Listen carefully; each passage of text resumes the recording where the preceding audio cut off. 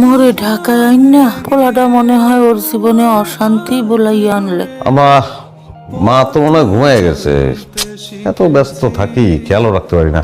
আপনারা তো আসেনি খেয়াল রাখার জন্য। বাবা, তোমার মা তো ঘুমায়, আমরা তো আর ঘুমাইতে পারি না।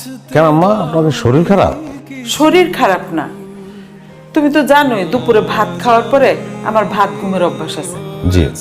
আর তোমার মা ভাত খাইয়া পান ছেঁচতে বসে, আওয়াজটা খুব কানে আসে, ঘুম আসে না।